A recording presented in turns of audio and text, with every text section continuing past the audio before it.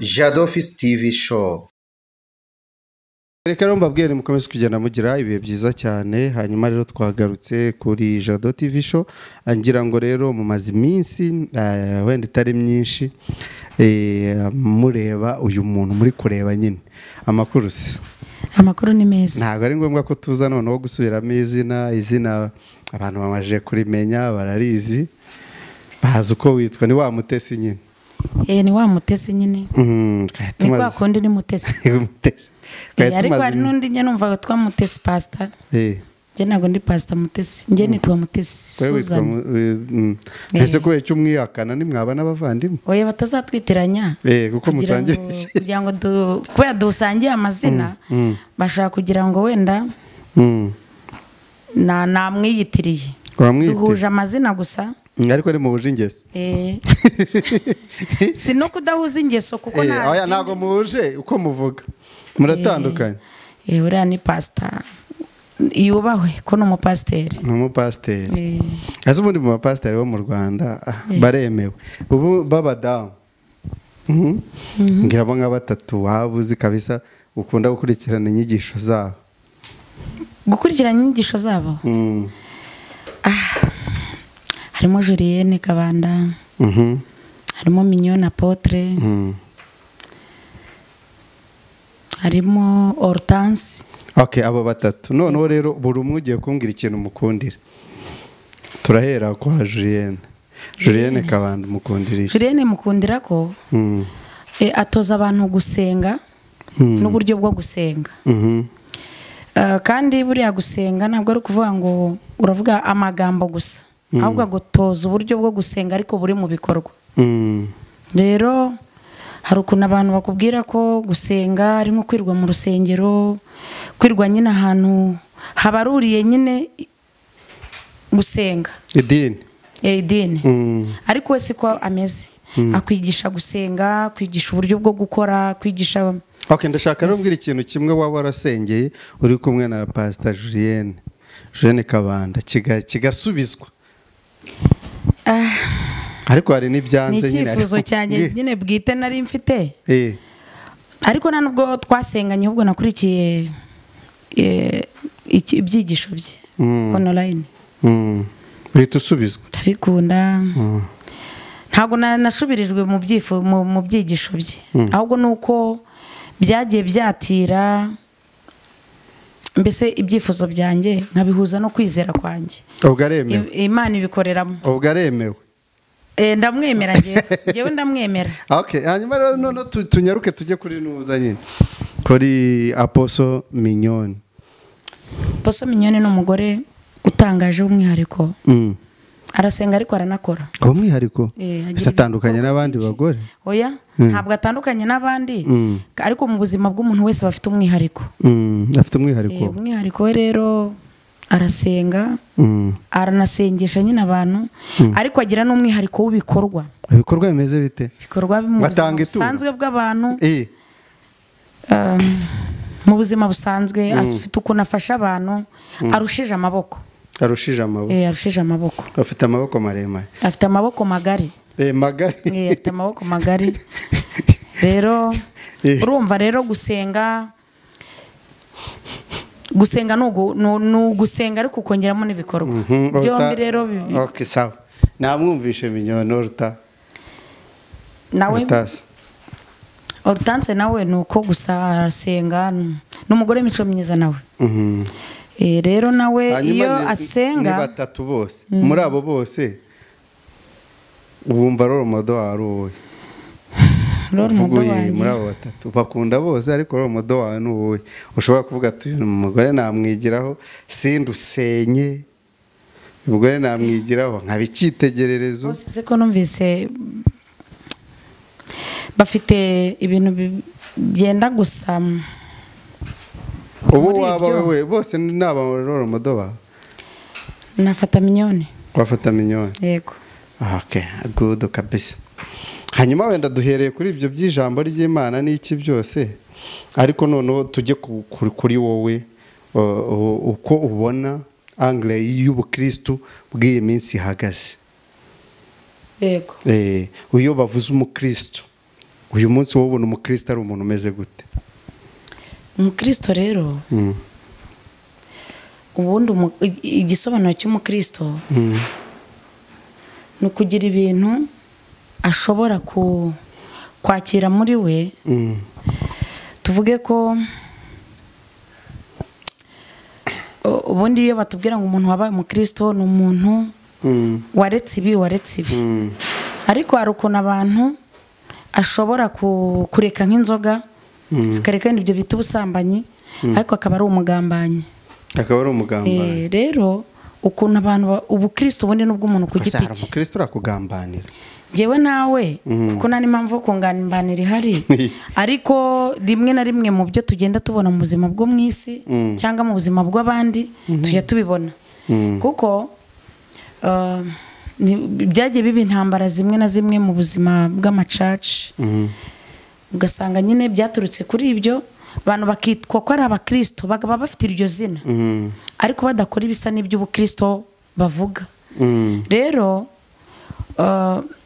ntabwo njyewe nabo ngambaniye ariko ntawe wagambaniye oya kubera iki?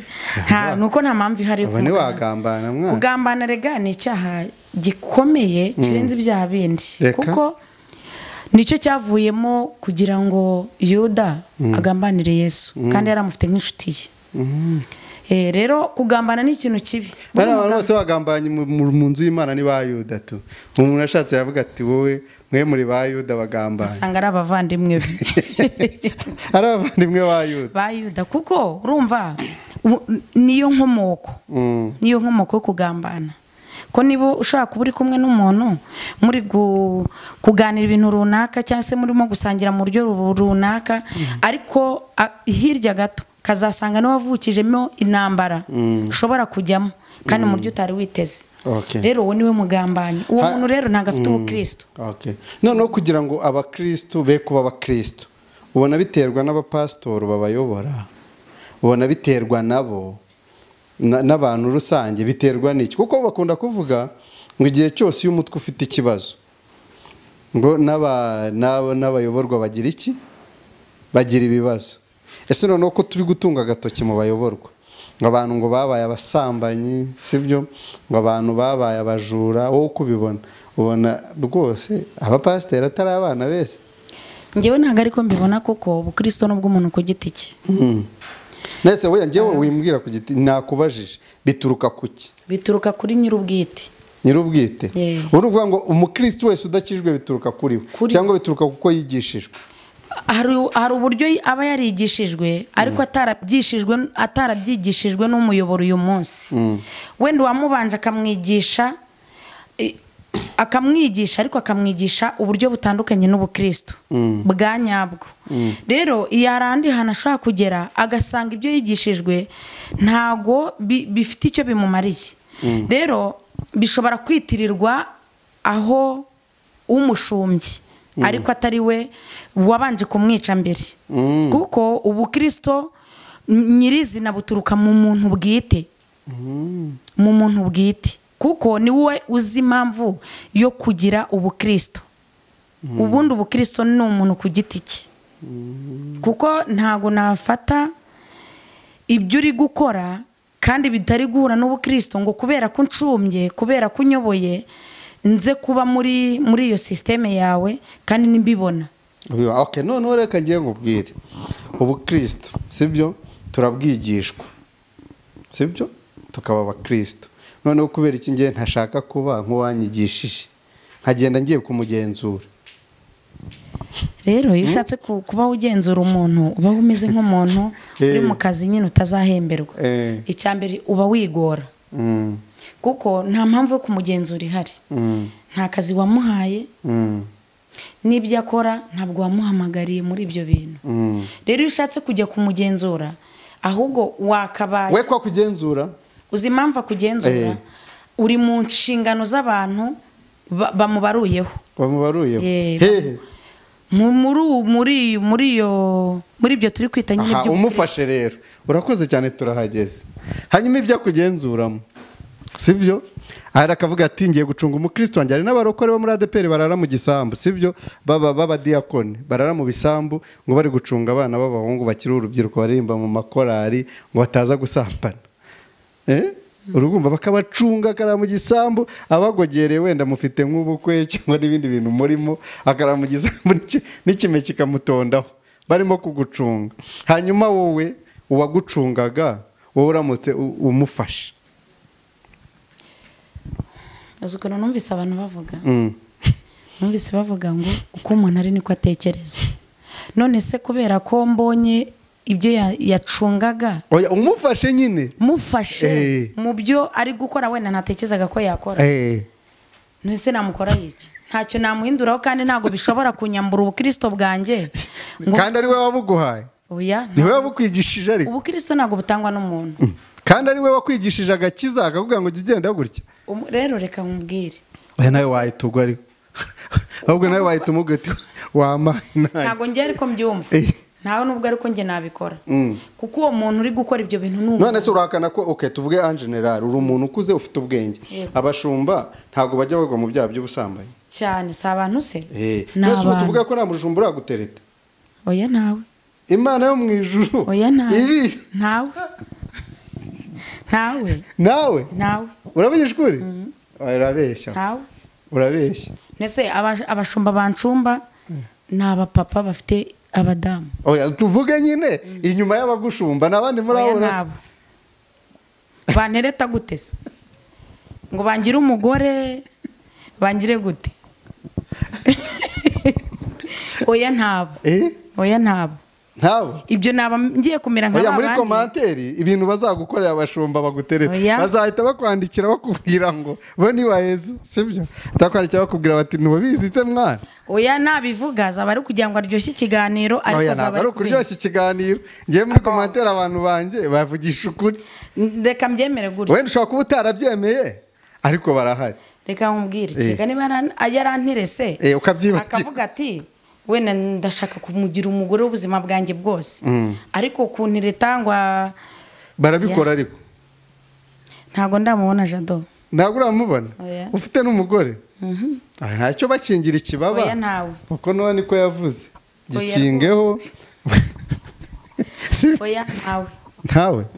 Ariko abadiyakoni bo baragerageza. Abadiyakoni? Oya. Nta n'umukristo.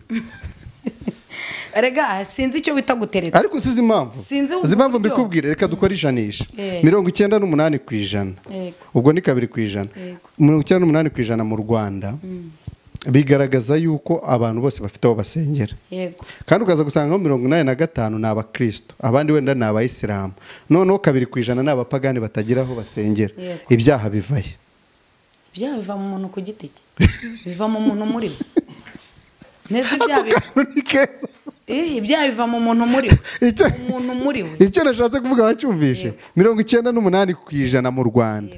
Sibyo bafite ahantu basenga. Biraturuka mu basilamu cyangwa mu bakatolike cyangwa mu ba no nyine bivaye. Ari wigeze kubwira ngo bivi kuzimu. None uti biva mu ubundi twakagombye kuba n'uyu munsi. Sibyo ahubwo bari kugabanya polisi y'igihugu. Sibyo dukurikije amadini ari mu Rwanda. Sibyo ibyaha byaragabanyutse bimeze nka Brazil ahubwo turwana n'iterambere gusa bitewe nuko 98% bafite ahantu babatirizwa. Ubu uvuye nko muri no quartier turimo. Ukava ruguru ukagenda ukageza mu umujyi wose. Ushobora gusangamo abantu batabatijwe bake cyane, ushobora gusanga nk'abantu 20 gusa. Abandi bose bafite aho babatirizwa. Hanyuma ukibaza uti ko bigishijwe ibyaha babikora. Nge nicyo nashaka kukuba. Icyo rero nge nanjye musubiza cyanyacyo. Nuko ibyaha bikorerwa mu muntu ku giti cye. Ahubwo nukuri guhisha aho biva. Oya kuko oya byanze bikunze abatoza ibyaha barahari kandi beretse abantu ko gakiza ari ibintu byoroshye. None se reka nkubwire impamvu. Ubu mbere yuko umuntu agambirira gukora ikintu kibi hari igihe kigambirira atarakibwira undi muntu. Akusi ubundi mu Rwanda. Yego. Ubundi ibyaha bihari bihakorerwa kandi kenshi bigaragara no mu barokore ni nk'ibi. Tuvuge ko mu Rwanda ntasha mu barokore ntabicanyi babamo ngo umuntu yanigundi, sibyo? Ye ntago nzi umubare w'ibyaha biba. Oya hibera ibyaha by'urukundo tu, sibyo? Ntago urukundo n'icyaha ni rero hari ariko ibyaha by'urukundo urabizi? ntago mbizi kuko nzi ko urukundo impamvu ntabizi ibyaha by'urukundo njyewe nzi ko urukundo ubundi rubiba imbuto nziza. rero ni ukuvuga ngo iyo nta rukundo ruhari haba hari ikindi nyine kimuye urwo rukundo. none se buri ko icyo bavuga ko urukundo rubyara ibyaha kandi urukundo ari ngombwa. ibihe byaha se ibihe byaha nyine urukundo rubyara ibihe. irari se urarizi? umuntu wese uremwe muri iyi shusho y'umuntu yambaye uwo mwambaro. uwo mwambaro w'irari uvuga ahubwo ni irihe rari?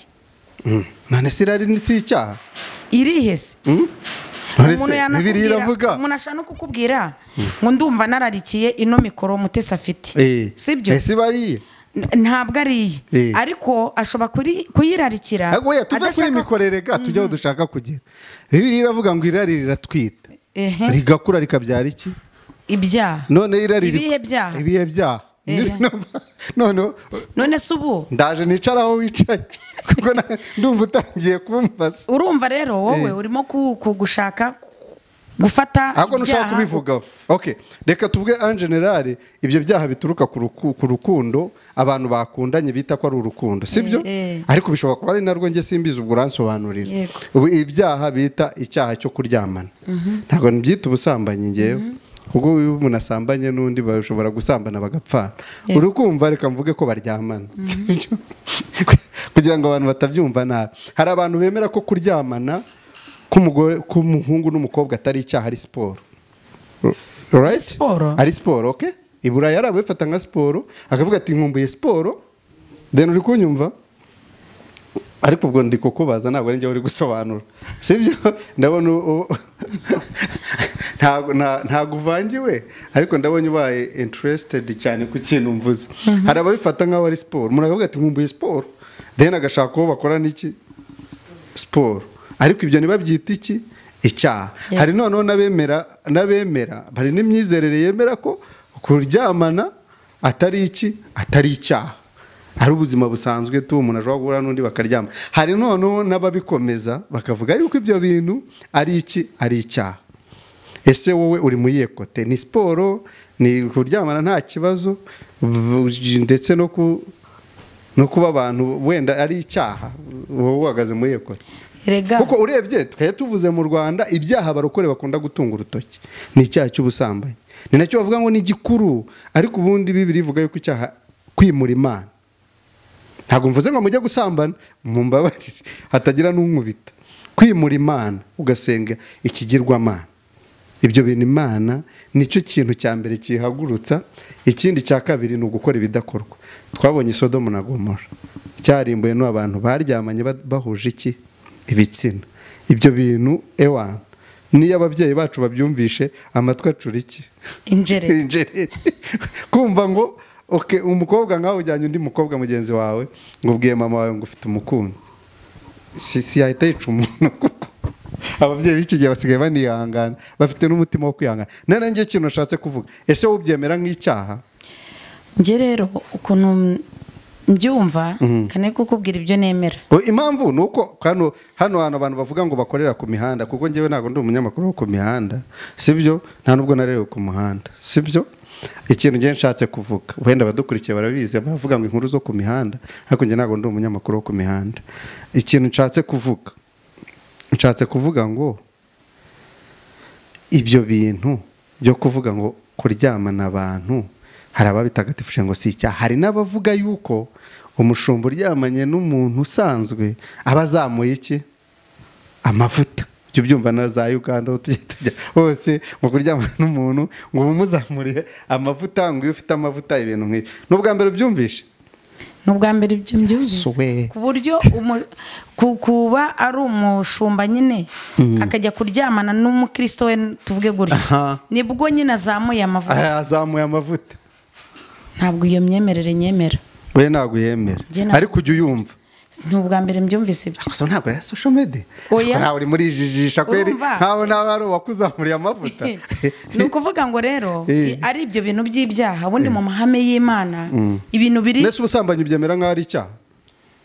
ubundi gusambana, icyo bita gusambana ni igihe abantu nyine bakoze. Oya, ubyemera nk'icyaha cyangwa ubyemera nka siporo? Gusambana ni icyaha. Ni icyaha? Yego. Kubera iki? Kubera ko ni ibintu nyine bikozwe mu buryo butemerwa n'amahame y'Imana. None ibyemewe ni ibihe? Ibyemewe. Oya, ntabwo ndi kuvuga amahame y'Imana, ndi kuvuga yawe. Amahame yanjye. Kuko nitujya kuvuga Imana twayivugaho byinshi. Ni ukuvuga ngo rero nkawe uyu ubibona. Kuryamana nyine umutipe aje akagira gute? Ni ukuvuga ngo ibyo bintu ni icyaha. Ni icyaha.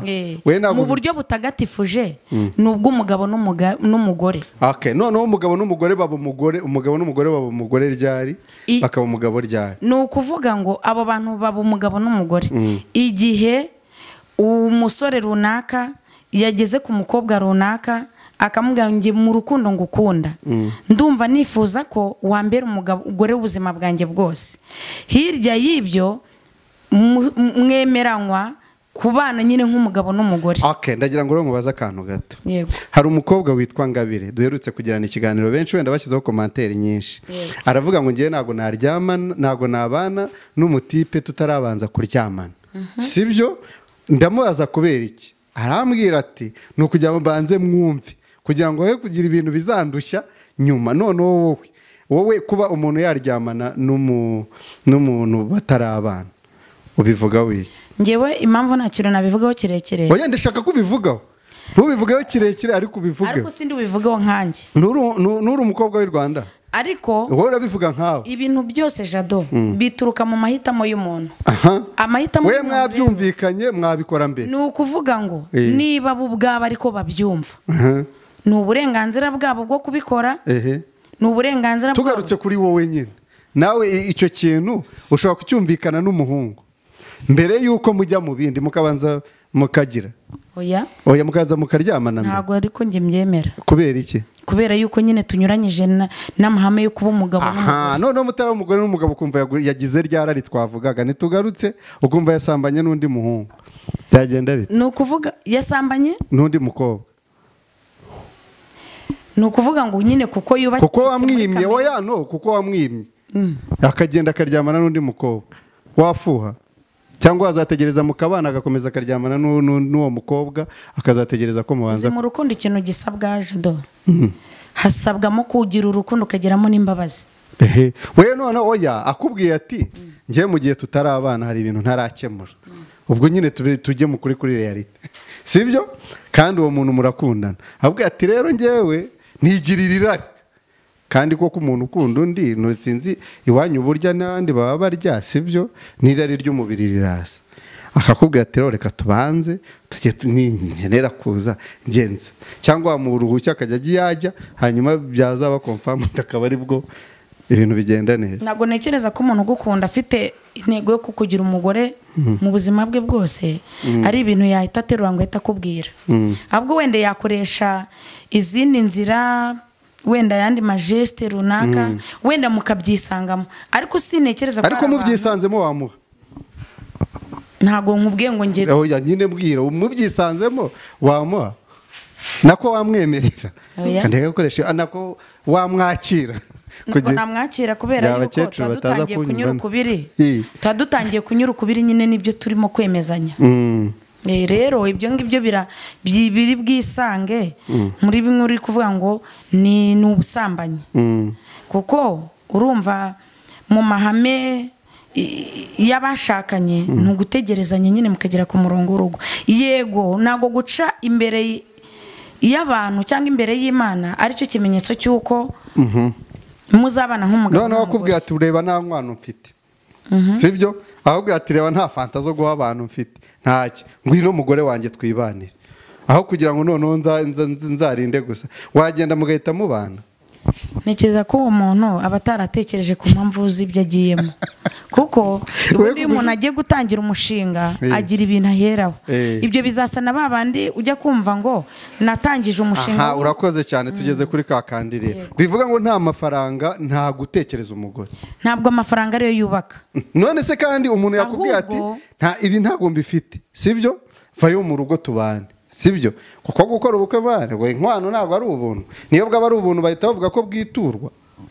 ariko nanone amafaranga nubwo atubaka urugo ni umufasha w'urugo, ni umufasha w'ibintu byose. none umusore udafite, wowe uravuze ngo umusore udafite amafaranga cyangwa umugabo udafite amafaranga nta kurongora? Oya, ntabwo ari byo mvuze. Harongora amafaranga? Ntabwo amafaranga ari yarongora, ntabwo ari yubaka nyine harongora. Ariko ni ukuvuga ngo no winkwepa amafaranga si yarongora, sibyo? Siko bimeze. Harongora iki? Kankubwire, mbere yuko umugabo ajya muri uwo mushinga ni ibintu abanza agatekerezaho akiyumvamo, akabanza akavuga ngo kugira ngo muri uyu mushinga hakenewe iki, harasabwa iki. Cyane kuvuga ni ibya rusake, ngo rusake igiye kurika n'ibyi nyine. None se reka nkubwire, yabyuka mu gitondo agahita avuga ngo kubera ko wenda ngejeje igihe cyo gushaka, kubera ko ngejeje igihe cyo gushyingirwa, kubera ko ndi kwiyumvamo ko mfite wenda umuntu twabana, mu gitondo agahita abyuka akajya muri uwo mushinga. Ni ibintu bimusaba igihe, nubwo nta bushobozi, ariko ni ibintu bimusaba igihe, uburyo ubwo ari bwo bwose, ubushobozi ubwo ari bwo bwose. None wowe wakugira umuhungu, reka none ugomeza uri umukobwa ufite amafaranga, wewe waka umuhungu? Naka umuhungu nkamushyira inkwano, nyine ari wowe wamubaye. Reka wenda duhere kuraka. Ushobora kubwira, murana muri iki gihe umugore ashobora kugukunda cyangwa umukobwa akabikubwira, we wabibwira umuhungu ko umukunda cyane? Noneho rero wabanje urukundo ni nawe ukubita inkwano hasi, we waka umuhungu? Ntabwo nzi icyo bita kuvuga ngo ni inkwano, niba namushyira ngo akira inkwano. Oya, nimba nyine wajya kumukwa? Ntabwo najya kumukwa, ahubwo namufasha, wamuha amafaranga akaguha ubushobozi bw'ibyo akeneye. Wakikwa uciye muri we? Ntabwo nakwikwa, ntabwo babyita kwikwa. Ngo wabigenza ute? Gusa ibyo babyita kwikwa. Ni ukuvuga ngo gufasha umuntu ukunda ntabwo ari ukwikwa. Kamvase yawe kubunda abatipe babari, sibyo? Ntabwo gufasha umuntu ukunda ari ukwikwa. Gufasha umuntu ukunda ni igihe ubona hari ibintu ashaka ariko adashoboye, ariko akaba abishaka. Rero sintekereza ko kuba wafata umuntu ukunda ukamufata ukagenda, wenda mugiye gushyingiranwa nta ntebe afite, ufite ubushobozi bwo kugura intebe, wenda muri mariage hari amafaranga ari kubura yo kujya gutegura sare muzakoreramo, ntago wenda arayabona, kandi si uko atanafite uburyo bwo kuba yayabona, ariko aka kanya ntanahari cyangwa se ntanahari. Uyafite, none si uwo muntu ko wamwakiriye mu buzima bwawe ngo muzabane ubuzima bwose, kubera icyo utafata mu bushobozi bw'ibyo ufite mu rwego rwo kurinda icyubahiro cye, ukica ibyuho nyine by'abantu bamutegerereje, kuki utabikora? Rero utabasha gukora ibyo, bingana nuko n'ubundi ejo yarwara ntumurwaze, bikangana nuko n'ubundi yagira ibindi bibazo mu buzima bwe ntumufashe. Hanyuma nizere yuko nitwongera kugutumira uzumvira ubutumire bwacu. Nakugoye nyine, ariko nyine wihangane, nicyo media bivuga. Sawa, Imana iguhe umugisha. Abadukurikiye rero, comment, subscribe, ibyo birakenewe. Ibindi wakenera kumubaza ni 0 kangahe harya?